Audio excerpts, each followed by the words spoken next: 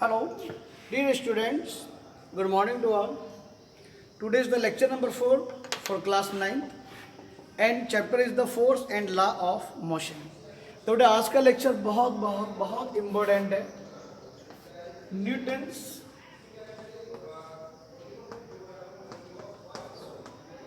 Second law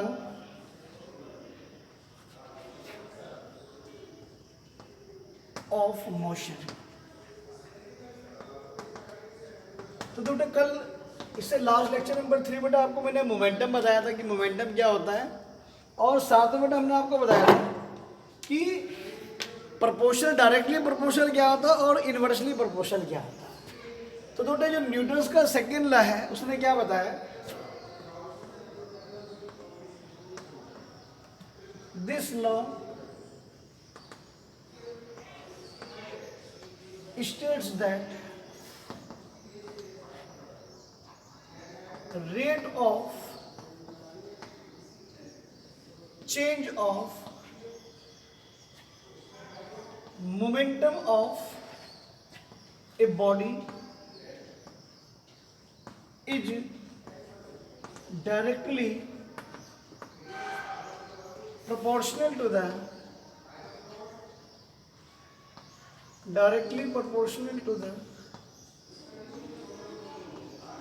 applied force and change in momentum takes place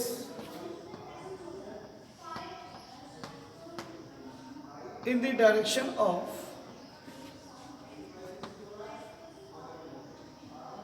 applied force.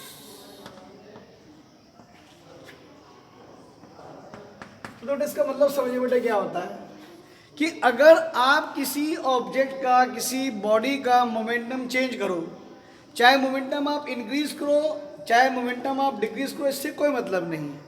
अगर आप momentum को increase करते हैं या डिक्रीज करते हैं तो जितना मोमेंटम ज़्यादा आप चेंज करोगे आपको अप्लाइड फोर्स उतनी ही ज़्यादा लगाने होगी.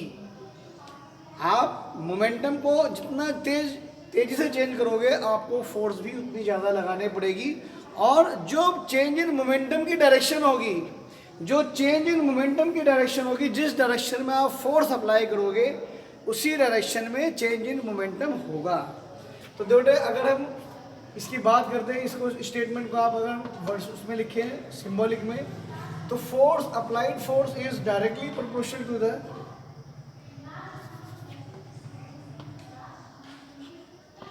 change in momentum upon time taken. तो देखो बेटे मान लीजिए बेटे जो फोर्स है बेटे वो तो मान लिया बेटे हमारे पास F है. जो इनिशियल मोमेंटम है मान लीजिए बेटे जो इनिशियल मोमेंटम है वो मेरे पास P1 है, और जो फाइनल मोमेंटम है वो बेटा मान लीजिए हमारे पास P2 है. तो बताओ जो चेंज इन मोमेंटम होगा, इसको बेटा इक्वेशन नंबर 1 मान. तो जो चेंज इन मोमेंटम होगा बताओ बेटे final momentum minus initial momentum का अगर P2 माइनस P1 हुआ है नहीं हुआ, करेक्ट. और जो टाइम टेकन हुआ मान लिया बेटे वो हमारे पास T है, यानी कि इस मोमेंटम को चेंज करने में जो समय लगा वो हमारे पास T है. तो बेटा अगर ये सभी वैल्यू बेटा हम इक्वेशन नंबर 1 में पुट करते देखते हैं क्या बनता है. तो F proportional to the P2 minus P1 upon T. अब मान लीजिए बेटे P1 तो है वो आपके पास m इंटू यू, यानी कि इनिशियल वेलोसिटी u थी, तो मोमेंटम क्या हो गया m इंटू यू. तो P2 क्या हो गया बेटा आपके पास फाइनल वेलोसिटी हो गई m इंटू वी. तो F proportional to the m into v minus m into v minus का m into u upon t कर दें तो बताओ बेटे जो फोर्स है वो m को अगर मैं कॉमन लेता हूँ तो बताओ बेटा आपके पास v minus you upon T बचता है या नहीं बचता है। ओके,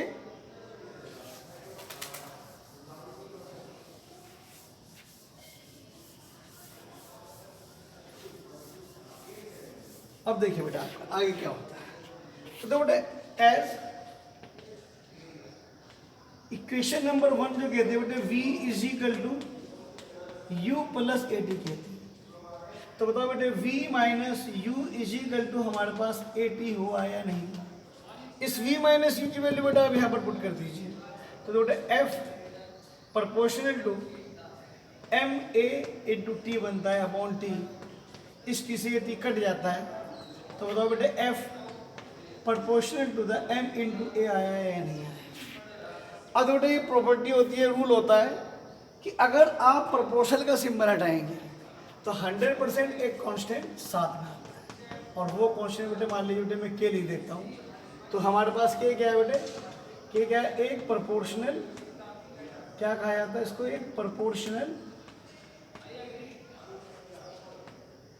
कांस्टेंट कहते हैं, करेक्ट। इफ अगर मान लीजिए बेटे के की वैल्यू 1 है तो बताओ बेटे F is equal to M into A हुआ है नहीं। तो बेटे जो अप्लाइड फोर्स होती है वो जो ऑब्जेक्ट का मास होता है वो और उसके एक्सीलरेशन के प्रोडक्ट के बराबर होती है। तो this is the Newton second law.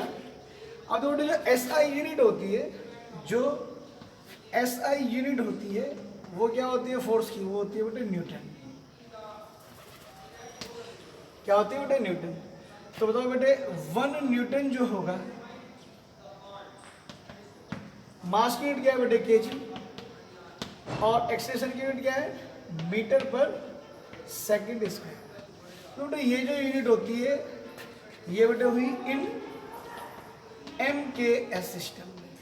और इन CGS सिस्टम में, इन CGS सिस्टम में फोर्स की जो यूनिट होती है वो डाइन होती है। क्या होती है फोर्स की यूनिट, डाइन। तो 1 डाइन क्या हो गया, ग्राम सेंटीमीटर पर सेकेंड स्क्वायर, करेक्ट। अब तो बेटा अगर हम यहीं से A इज इक्वल टू ले F अपॉन M, तो बेटा ये क्या चीज शो करती है, A इज इनवर्सली, अगर फोर्स आपके पास कांस्टेंट है तो A इफ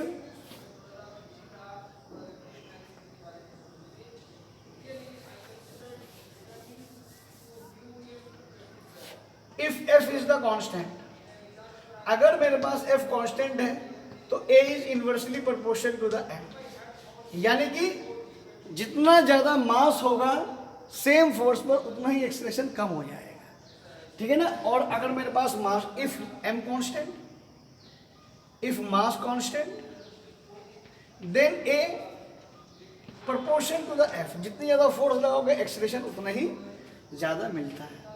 तो बेटा एक डेफिनेशन आपको वो लिखनी है, व्हाट इज 1 न्यूटन। बेटा मैं बोलूंगा आप लोग लिखेंगे बेटा अपने आप नोट्स में, हर चीज बेटे बोर्ड पे लिखना बड़ा मुश्किल है। तो बेटा 1 न्यूटन, बेटा 1 न्यूटन भी हमने बताया था 1 kg इंटू 1 मीटर पर सेकेंड स्क्वायर। यानी कि 1 न्यूटन फोर्स क्या है, अगर आपके पास मास हम किसी ऑब्जेक्ट का 1 किलोग्राम लें और हम उस पर अप्लाइड फोर्स इतने लगाएंगे उसके अंदर एक्सेलरेशन सिर्फ 1 मीटर पर सेकेंड स्क्वायर का हो तो उस अप्लाइड फोर्स को हम 1 न्यूटन कहते हैं।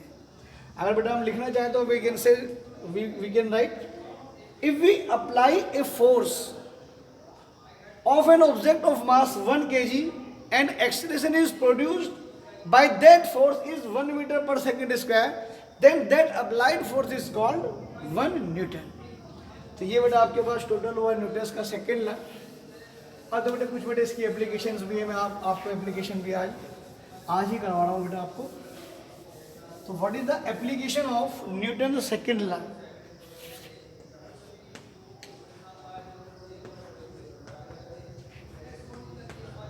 Application of Newton's second law। तो बेटा एप्लीकेशन से पहले तो बेटा आपको ये समझना बेटा वही, जो फोर्स है it is directly proportional to the change in momentum upon time. तो यानी कि जो अप्लाइड फोर्स है वो मोमेंटम के डायरेक्टली प्रोपोर्शनल है, लेकिन ये जो अप्लाइड फोर्स है टाइम के इन्वर्सली प्रोपोर्शनल है। बेटे समझना, अब यह फोर्स को समझिए बेटे, चोट जो हर्ट होती है हमें, जो चोट पहुंचती है वो एक फोर्स है। भाई आपके हाथ में या आपके पाँव पर कोई भी चोट कब लगती है? हम कहते हैं चोट लग गई। अरे चोट क्या हुई, चोट क्यों लगी? क्योंकि किसी फोर्स ने हमें हिट करा, तो उसकी वजह से वी विल इंजर्ड, तो we will get hurt by that applied force. तो यानी कि फोर्स का बेटे चोट हुई। तो बेटे ये जो चोट है ये कम हो सकती है, यानी कि फोर्स कोई भी ऑब्जेक्ट पर कम लग सकती है। कब? जब आप टाइम बढ़ा दें, क्योंकि force is inversely proportional to the time, but force is directly proportional to the change in momentum. जितनी ज़्यादा आपका मोमेंटम ज़्यादा होगा तो आपको फोर्स उतनी ही ज़्यादा लगेगी। अब बेटे देखो बात को समझना। तो बेटे पहली जो एप्लीकेशन है, बेटे मैं रीडिंग कर रहा हूँ, वैसे आपको समझाऊंगा, लिखने का काम अपनी आप नोटबुक से करेंगे। बेटे catching a cricket player, catching a cricket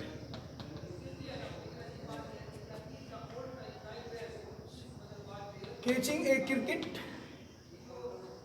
ball. बेटे क्वेश्चन क्या आता है? क्वेश्चन एग्जाम में आता है, a cricket player moves his hand backwards on catching a fast cricket ball, but why? यानी कि एक क्रिकेट का प्लेयर जब एक कैच को पकड़ता है तो अपने हाथ को पीछे खींच लेता है, ऐसा क्यों करता है? बेटे वो ऐसा इसलिए करता है कि वो पीछे कैच करने करके आपको जो हाथ खींचता है वो इस टाइम को बढ़ाता है। तो मान लो एक बॉल बहुत तेजी से आ रही है कैच पकड़ने के लिए, उसने कैच को पकड़ा और इसने ऐसे कर लिया, तो उसका मोमेंटम रिड्यूस तो हो रहा है, लेकिन मोमेंटम का रिड्यूस होने का उसने टाइम बढ़ा लिया। बताओ बेटे, जब टाइम बढ़ेगा तो बताओ जो फोर्स है वो कम होगी नहीं होगी?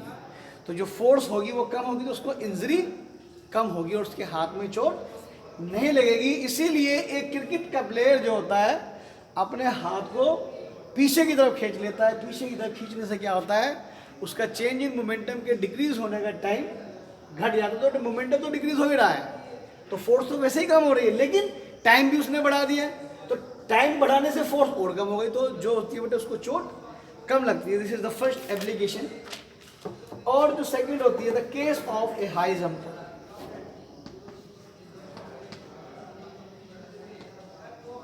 The case of A high jumper. अब बेटा जो हाई जंपर होता है बेटा वो क्या काम करता है, जब वो एक रस्सी से हाइट से कूदता है तो उसके पीछे की तरफ या तो कुशन पड़ा होता है, गद्दा पड़ा हुआ होता है, या हीप ऑफ सैंड यानी कि सैंड का जो मिट्टी का ढेर लगा देते हैं। तो ऐसा क्यों पड़ा जाता है? क्योंकि बेटे जब एक हाई जंपर मान लीजिए इस हाइट से वो कूदेगा इस तरह से, तो दूसरी तरफ जब वो गिरेगा, अगर मान लो हार्ड सरफेस है, तो उसका मोमेंटम सडनली जीरो होगा, ये टाइम बहुत कम हो जाएगा। जब टाइम कम होगा तो उसके शरीर पर ये फोर्स ज़्यादा लगेगी, जब ये फोर्स ज़्यादा लगेगी तो चोट ज़्यादा लगेगी। अब क्या होता है, जब कुशन पड़ा होता है, जब गद्दा पड़ा होता है तो वो दब जाता है, तो उसके मोमेंटम के डिक्रीज होने का टाइम इंक्रीज हो जाता है और वो फोर्स कम लगती है और he will again get less injured. ठीक है ना, ये वो in case of high jumper. Third होता है the use of seat belt, the use of seat belt in car. तो बेटे जो यूज होता है सीट बेल्ट का, इसका भी बेटे सेम प्रिंसिपल होता है। ज़्यादातर बेटा आगे की सीट पर तो सीट बेल्ट होती है, कई अच्छी गाड़ियों में पीछे की सीट पर भी सीट बेल्ट पाई जाती है। अगर मान लीजिए बेटा अनफॉर्चुनेटली कोई ऑब्स्टेकल सामने आए तो ड्राइवर ब्रेक लेता है, या कोई अनफॉर्चुनेटली एक्सीडेंट हो जाए तो कार अचानक रुक जाती है, लेकिन हमारी बॉडी मोशन में रहती है और सामने टकरा सकती है। तो जब हमारे पास जो सीट बेल्ट होती है वो हमें आगे जाने से रोकती है, तो जब आगे जाने से रोकती है तो वो क्या हुआ, हमारे बॉडी का मोमेंटम क्या हो रहा है, चेंज हो रहा है, वो उस मोमेंटम के चेंज होने का टाइम को वो इंक्रीज कर देता है, and we will get less injury because the applied force will be decreased on our body. तो अप्लाइड फोर्स होगी डिक्रीज होगी तो डेफिनेटली बेटे हमारे बॉडी के ऊपर फोर्स कम लगेगी और we will get less injured. तो ये बेटे कुछ एप्लीकेशन है, एप्लीकेशन अक्सर आती है, आप लोग रीडिंग करेंगे 100% सब कुछ ये मिलेगा आपको बुक में। थोड़ा सा आप मेहनत करिए, कल बेटा मैं आपको नेक्स्ट लेक्चर में बेटा आपको मैं सेकंड लॉ ऑफ मोशन के कुछ न्यूमेरिकल भी करवाऊंगा और साथ में कोशिश करूँगा बेटा न्यूटन का थर्ड लॉ भी हम आपको समझाएंगे। ओके, थैंक यू बेटा।